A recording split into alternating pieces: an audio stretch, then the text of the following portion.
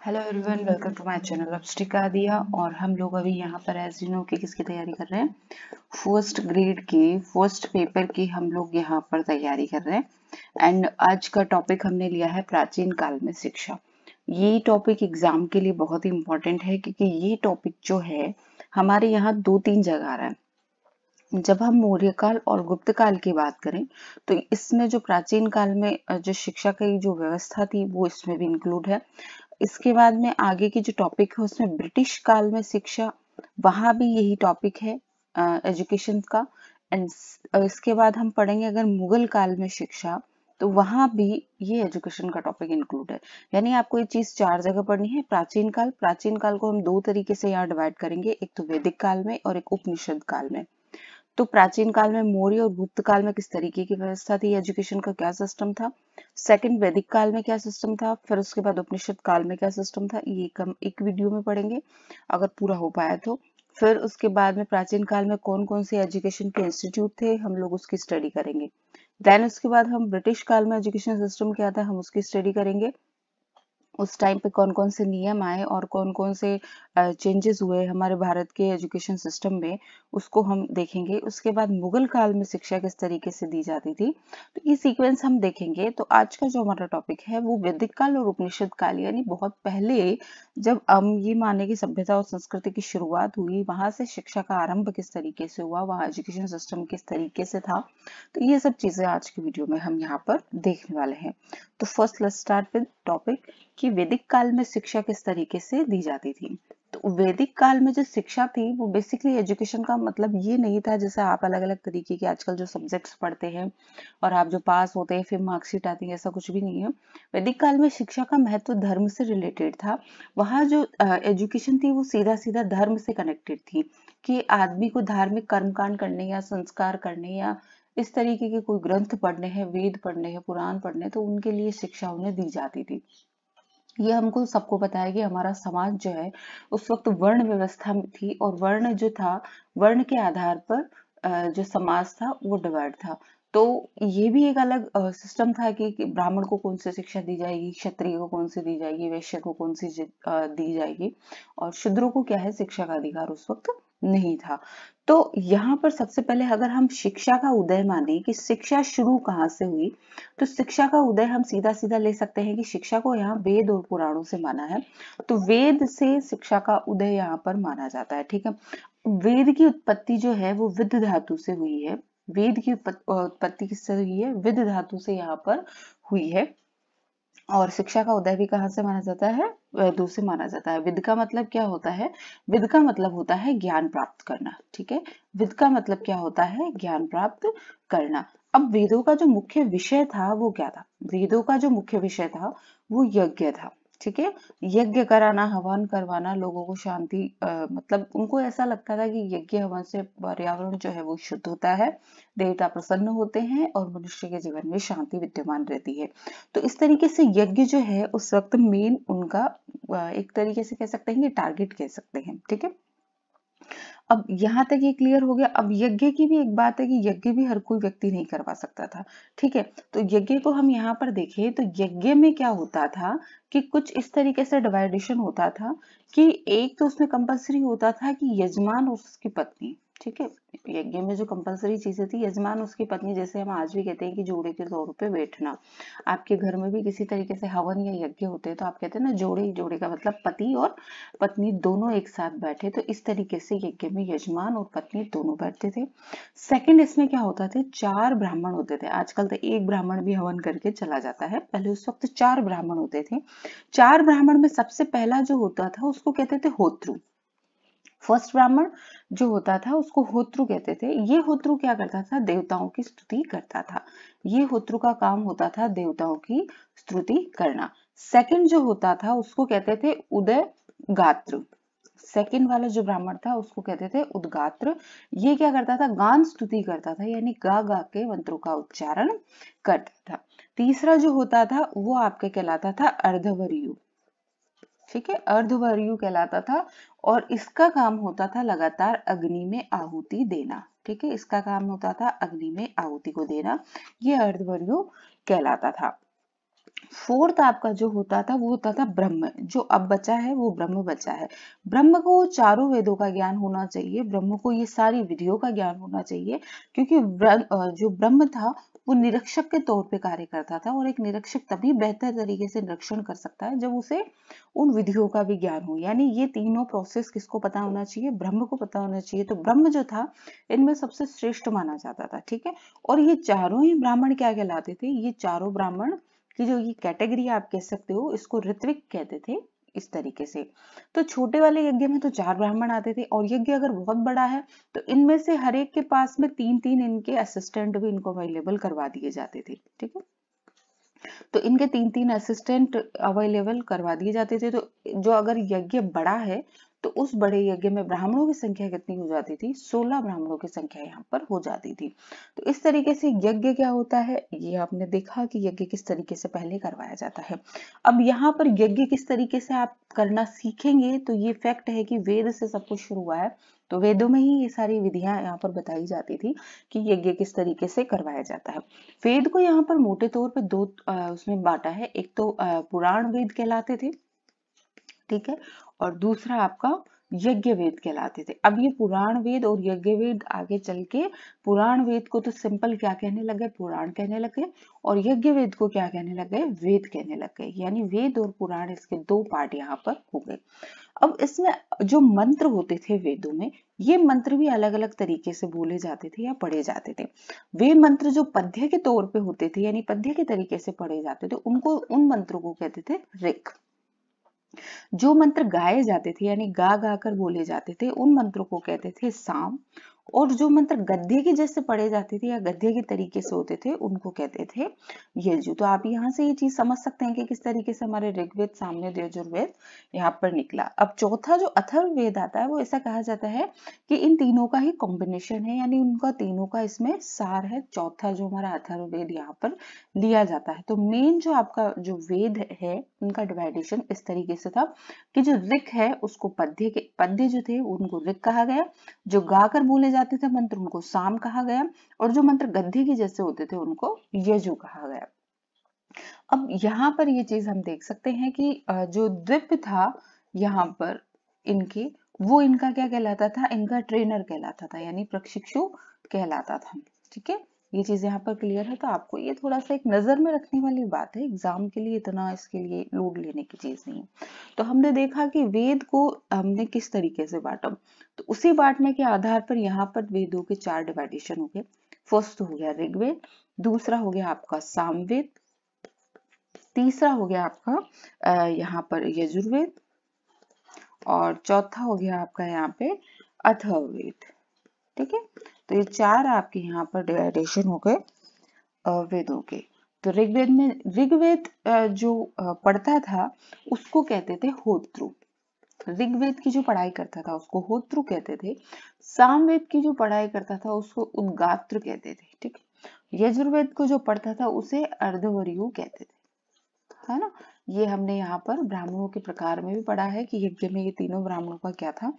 और अथर्ववेद जो है उसे आप ब्रह्म कह सकते हैं कि इसको तीनों चारों वेदों की नॉलेज होनी चाहिए।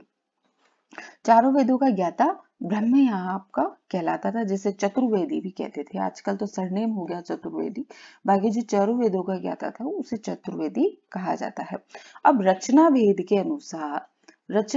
के अनुसार जो वेद है वो 3 ही तरीके के माने गए हैं, ऋग, साम और यजु। क्योंकि ऋग में तो क्या होता था, ऋग में यहाँ पर पद्य है, साम में इसको गा के सुनाया है, और यजुर में आपके गद्य है। तो इस तरीके से रचना के आधार पर 3 ही वेद यहाँ पर माने हैं। पर ये जो ऋत्विज थे, यानी ये सारे ब्राह्मण थे, इन्होंने क्या किया है, इन्होंने वेदों के कितने बनाए हैं? ऋत्विज वही आपके जो ब्राह्मण हैं, उन्होंने वेदों के कितने प्रकार माने हैं? 4 प्रकार यहाँ पर माने हैं। पुराण को वेद का 5वां पार्ट भी कहते हैं। पुराण जो है उसको वेद का 5वां भाग या 5वां वेद भी इसको कहा जाता है, पुराण को।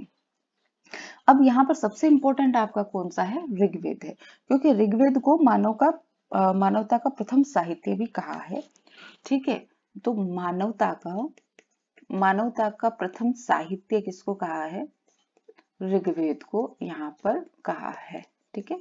नेक्स्ट इसके बाद हम देखेंगे कि अब ये ऋग्वेद, यजुर्वेद और अथर्ववेद और सामवेद में से ऋग्वेद को तो प्रथम साहित्य कहा है, और आपका जो यजुर्वेद है, यजुर्वेद और सामवेद, इन दोनों को प्रार्थना पुस्तक भी कहते हैं। ठीक है, इन दोनों को ही प्रार्थना पुस्तक कहते हैं।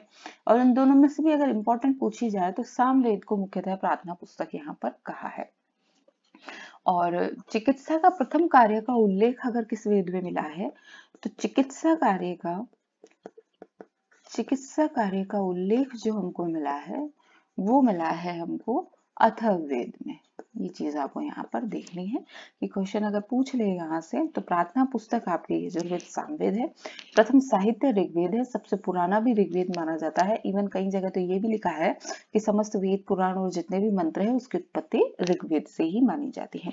अब वैदिक काल में शिक्षा के उद्देश्य क्या थे? ठीक है, वैदिक काल में शिक्षा के उद्देश्य क्या थे? तो जीवन जो था वैदिक काल में वो दो इस तरीके से भागों में बटा था। एक तो था परा और दूसरा था आपका अपरा। परा जो होते थे ये थोड़ा श्रेष्ठ कैटेगरी के होते थे। ठीक है, श्रेष्ठ कैटेगरी का मतलब क्या था कि इनका काम सिर्फ पढ़ने का होता था और यज्ञ करने का, हवन करने का और कर्म कांड करने का जो सारा काम है वो परा कैटेगरी के लोगों में मतलब काउंट होता था। अपरा क्या होते थे? ये अपरा वाले जो लोग हैं वो अपना एक सामाजिक जीवन जीते थे, क्योंकि सारे लोग अगर पाठ पढ़ने लग जाएंगे तो व्यापार है, जो रोज के सामाजिक कार्य है वो भी तो करने होते हैं, तो वो सामाजिक कार्य करने वालों को अपरा यहाँ पर कहते थे। तो जीवन दो तरीके से यहाँ पर डिवाइड था।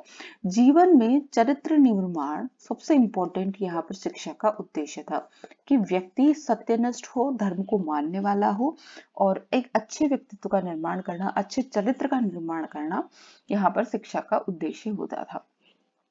एक सेकंड अगर हम काउंट करके चले तो पवित्रता और धार्मिकता, क्योंकि जो संपूर्ण शिक्षा थी वो धर्म आधारित थी, तो धार्मिकता और पवित्रता इनका अन्य उद्देश्य था। व्यक्तित्व का विकास करना, ठीक है, पर्सनैलिटी का आप जिसे कह सकते हैं, उसे सर्वांगीण विकास करना व्यक्तित्व का, कि उन्हें हर तरीके की यहाँ पर शिक्षा दी जाती थी। संस्कृति का संरक्षण और प्रसार करना और अपने आप को जीविकोपार्जन के लिए तैयार करना, क्योंकि व्यक्ति सिर्फ पढ़ के यानी धन अर्जन के लिए भी उसको तैयार किया जाता था। ठीक है, व्यक्ति अगर कमाएगा नहीं तो उसका डेली का जीवन कैसे चलेगा, तो धन अर्जन करने के लिए उसको तैयार यहाँ पर किया जाता था। अब इसके बाद एक जो सबसे बड़ा नाम आप सुनते हैं वो है उपनयन संस्कार। ठीक है, उपनयन संस्कार अगर एक शब्द में कहें तो जब पढ़ाई हम पुराने जमाने में स्टार्ट करते थे, वैदिक काल में जब शिक्षा प्रारंभ की जाती थी तब ये उपनयन संस्कार यहाँ पर किया जाता था। तो देखा जाए तो इसको हम लिख सकते हैं कि विद्या आरंभ के समय जो संस्कार किया जाता था वो क्या कहलाता था? उपनयन संस्कार कहलाता था। इस उपनयन संस्कार के बाद में जो बच्चा था या जो छात्र था वो क्या कहलाता था? ब्रह्मचारी कहलाता था, यानी उसे ब्रह्मचार्य का पालन करना होता था। ब्रह्मचार्य का मतलब आप सौंदर्य से ज्यादा मोह नहीं रखोगे, आप डांस वांस नहीं करोगे, आप किसी भी आसक्ति में इंक्लूड नहीं होंगे, यानी किसी भी प्रेम में या कामुकता में आप इंक्लूड नहीं होंगे। तो ये सब चीजें इसके लिए ब्रह्मचारी के लिए निषेध थी। उपनयन संस्कार का अर्थ क्या होता है? उपनयन संस्कार का बेसिक अर्थ तो जो होता है वो होता है पास ले जाना। पास ले जाना, किसके पास ले जाना? तो शिक्षा के पास यहाँ पर ले जाने से संदर्भ इसका रखा गया है उपनयन संस्कार का। अब उपनयन संस्कार भी यहाँ पर तीन ही लोगों का होता था। समाज में चार वर्ण थे, पर ब्राह्मण, क्षत्रिय और वैश्य, सिर्फ इन तीन ही लोगों का उपनयन संस्कार होता था। शूद्रों का उपनयन संस्कार नहीं होता था, क्योंकि शूद्रों को जो है वो शिक्षा का अधिकार ही नहीं होता था। ये तीनों का जब उपनयन संस्कार हो जाता था तो इसे कहते थे द्विज कहते थे। द्विज का मतलब होता है दो बार जन्म लेने वाला। दो बार जन्म लेने वाले को क्या कहते हैं? द्विज कहते हैं। ऐसा माना जाता है कि एक बार व्यक्ति का जो जन्म था जब वो पैदा हुआ तब हुआ, और दूसरी बार जब उसने शिक्षा आरंभ की तो उसका एक दूसरा जन्म हुआ। तो इस तरीके से इसे द्विज यहाँ पर कहा गया। ब्राह्मण की जो शिक्षा थी उस वक्त में, ब्राह्मण की शिक्षा 8 वर्ष में यहाँ पर प्रारंभ कर दी जाती थी। ठीक है, और काल जो होता था इसका कि वसंत ऋतु के आसपास यहाँ पर ब्राह्मण की शिक्षा प्रारंभ की जाती थी। क्षत्रियों के लिए जो शिक्षा का समय था वो 12 वर्ष था, क्योंकि क्षत्रिय को विशेष रूप से सैनिक और युद्धाभ्यास की शिक्षा दी जाती थी, इसलिए उनका बलिष्ठ थोड़ा बड़ा होना जरूरी था। शिक्षा आरंभ का समय इनका ग्रीष्म ऋतु था। ठीक है, शिक्षा आरंभ का समय इनका क्या था? ग्रीष्म ऋतु था। इसके बाद अगर हम वैश्य की बात करें तो वैश्य जो है वो 12 वर्ष में यहाँ पर क्षत्रिय जो है 11 वर्ष में और वैश्य क्या है 12 वर्ष में यहाँ पर अपनी शिक्षा आरंभ करते थे। और शिक्षा आरंभ का समय यहाँ पर कौन सा था वैश्य के लिए? शरद ऋतु यहाँ पर था। तो ब्राह्मण को बहुत जल्दी ही शिक्षा आरंभ कर दी मतलब करवा दी जाती थी, क्योंकि ऐसा माना जाता था कि ब्राह्मण जो है उनका कार्य ही है हवन करना, दूसरों को ज्ञान देना, तो उसे बहुत ज्यादा टाइम देना चाहिए अपनी एजुकेशन के लिए। क्षत्रियों के लिए थोड़ा सा लेट होता था, क्योंकि क्षत्रियों को क्या है शारीरिक शिक्षा ज्यादा दी जाती थी और वैश्य को व्यापारिक और सामाजिक शिक्षा ज्यादा दी जाती थी, इसलिए उसका 12 वर्ष था। अधिकतम आयु ये थी कि ब्राह्मण जो है अधिकतम 16 वर्ष तक प्रवेश ले सकता है। ठीक है, 16 वर्ष के मतलब ऐसा लिखा गया है कि 16 वर्ष तक अधिकतम है।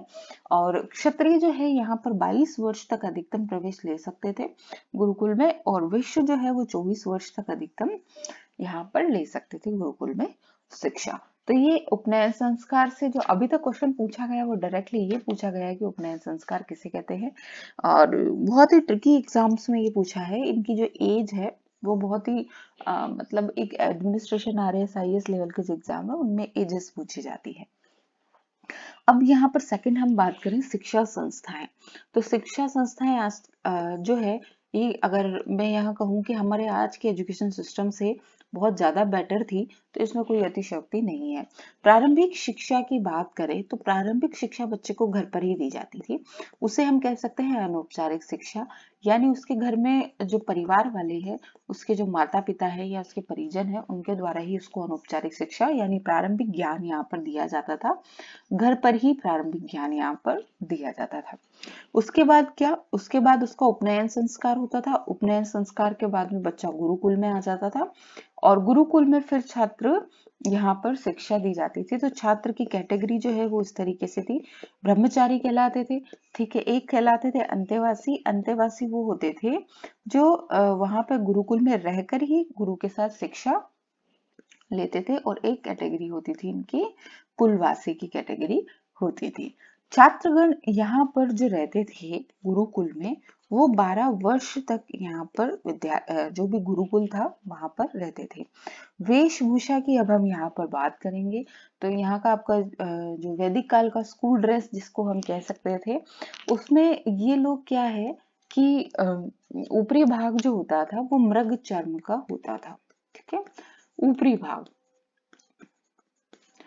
भाग जो ये आपके अपर साइड में जो जैसे आप कहते हो ना शर्ट या टी शर्ट्स, तो उस टाइम पे जो ब्राह्मण थे, ब्राह्मण जो है वो काले नर की चर्म पहनते थे। ठीक है, काले नर हिरण की चर्म यहाँ पर पहनते थे ब्राह्मण। क्षत्रिय की बात करें तो क्षत्रिय जो डॉटेड यानी धब्बेदार हिरण जो थे उनकी चर्म को पहनते थे। ठीक है, और वैश्य जो थे यहाँ पर वो जो बकरे की छाल को यहाँ पर पहनते थे अपर पार्ट पे। ठीक है, ऊपर वाले हिस्से में। तो ये आप इंटरेस्टिंग बात देखेंगे कि छाल में भी ये लोग नर हिरण, धब्बेदार हिरण इसमें भी जो नर वाला है वो, और बकरे के इसमें भी नर यानी मेल जो होता था उसकी चर्म को पहनते थे। ये बात बड़ी ही मजेदार मुझे लगी। अब इसके बाद में निचले भाग का जो वस्त्र है ये इसकी भी अलग कैटेगरी होती थी। जो लोअर साइड जिसे हम कहेंगे, नीचे भाग का जो वस्त्र है उसमें जो ब्राह्मण है वो यहाँ पर सन का यहाँ पर पहनते थे, और जो क्षत्रिय है वो रेशम का पहनते थे नीचे की तरफ, और वैश्य जो है वो ऊन का पहनते थे। ठीक है, ये इनकी एक कैटेगरी थी कि ऊन का पहनते थे।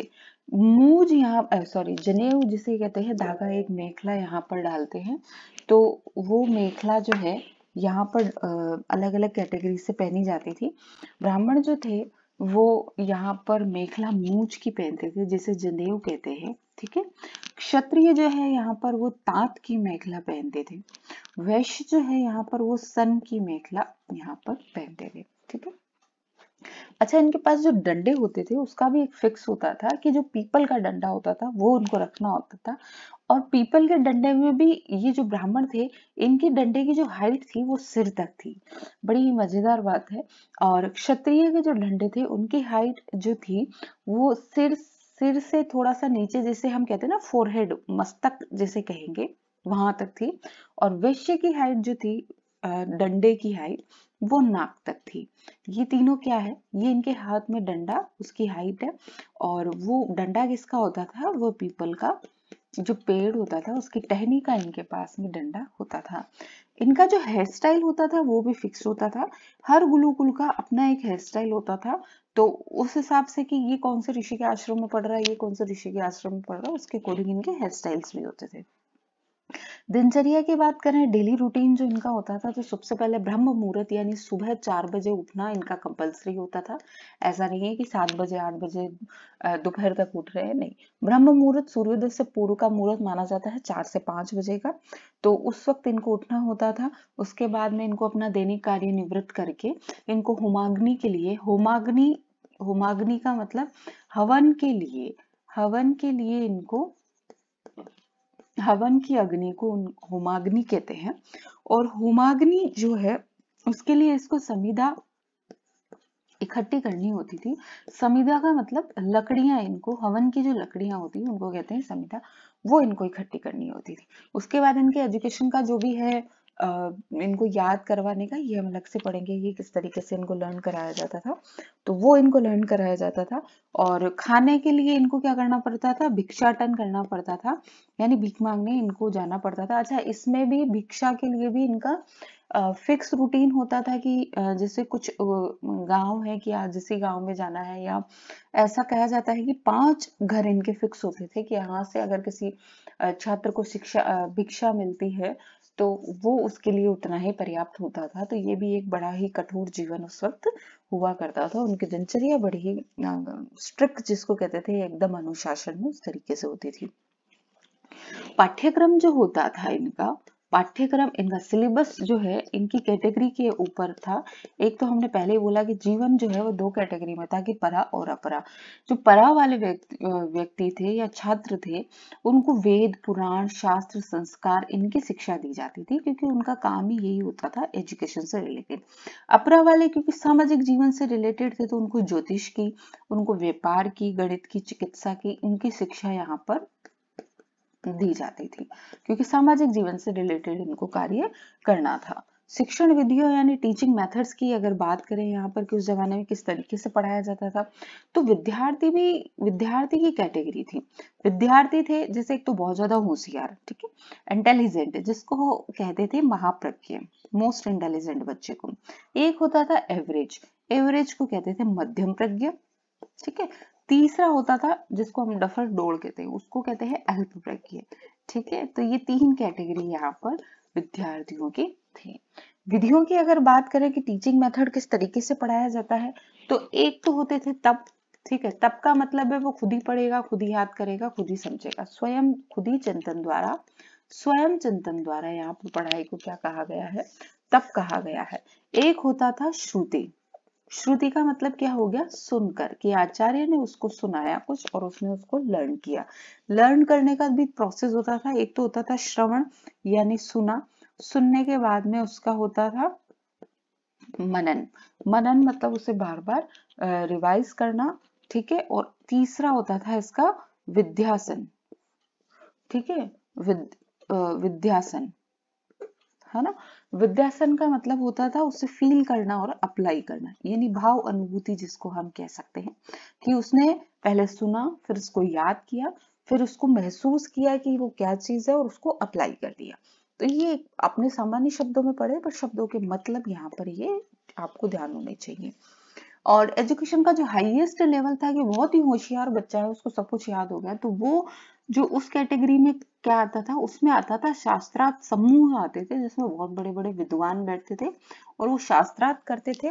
जिस तरीके की कह सकते हैं कि यहाँ पर आजकल जो टीवीज में वो डिबेट होती है पॉलिटिकल पार्टीज की आपस में, तो वो एक थोड़ा सा बिगड़ा हुआ शास्त्रार्थ का समूह का आप रूप देख सकते हैं कि ग्रुप डिस्कशन होता है। तो इस तरीके से शास्त्रार्थ समूह हाईएस्ट लेवल होता था उस वक्त एजुकेशन का। एजुकेशन में बात करें तो नारी शिक्षा में हमारे प्रश्न पूछे जाते थे, तो उस समय जो महिलाओं की स्थिति थी, वैदिक काल की हम बात कर रहे हैं, और महिलाओं की स्थिति बहुत ही उच्च थी। नारी को शिक्षा दी जाती थी, वुमेन्स एजुकेशन यानी नारी शिक्षा का बहुत महत्व था।